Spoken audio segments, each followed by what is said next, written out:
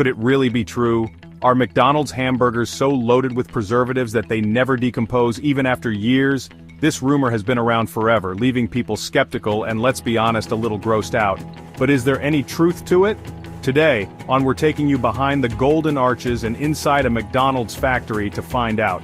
We'll uncover the secret ingredients and techniques behind these famously indestructible burgers, and what makes them so addictive. Stick around until the very end, you won't believe what we discover. It all starts with that iconic sesame seed bun. Simple ingredients like flour, water, liquid yeast, and salt are mixed to create a sponge-like dough that forms the foundation. But it's not just any dough. The mix is enhanced with protease, an enzyme that breaks down proteins to give the buns that perfect soft texture. Once the dough is mixed, it's time for kneading.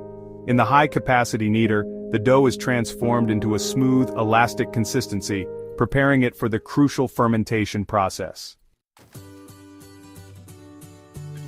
Now the dough heads to the fermentation room where it rests for 4 hours. During this time, the yeast ferments the sugars, enhancing the dough's flavor and texture. This isn't just resting though, it's a critical step that gives the buns their structure.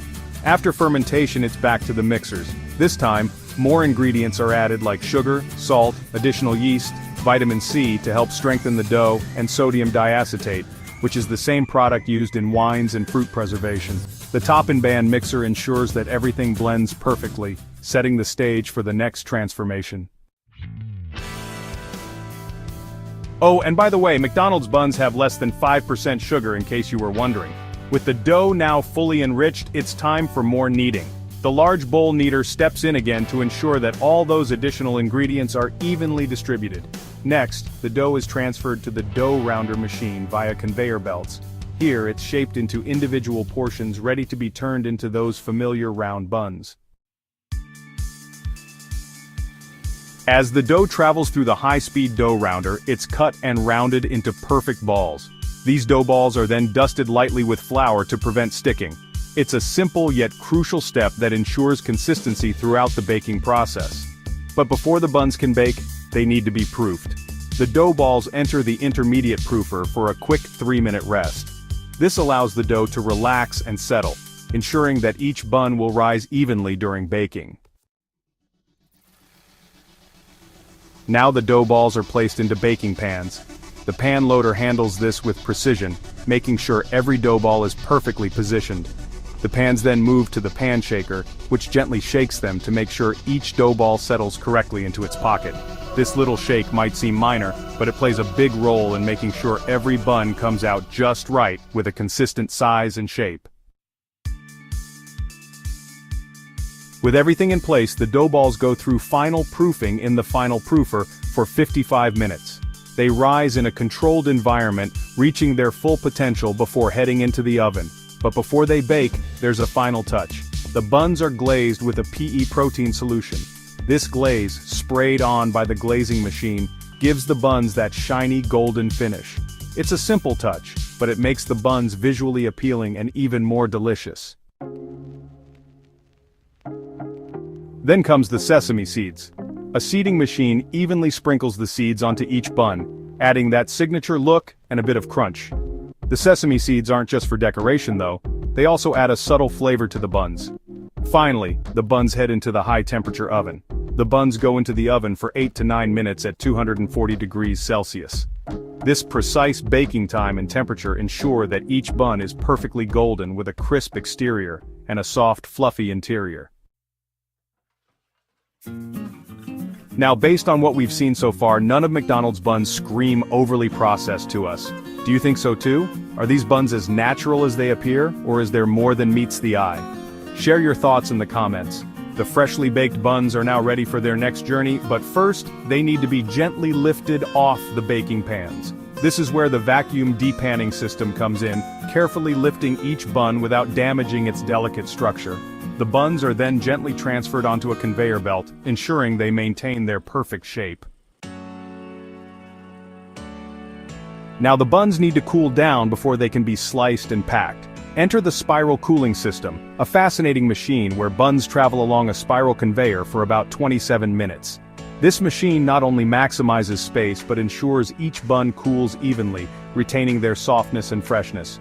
Once cooled, it's slicing time. The buns are swiftly sliced, preparing them for the final steps. This quick slice ensures they stay fresh for as long as possible. After slicing, the buns are immediately packed to lock in their freshness. The packaging machine carefully places each bun in its protective wrap, ready to be shipped to McDonald's restaurants. To prevent the buns from being crushed during transport, they're stacked on specially designed racks.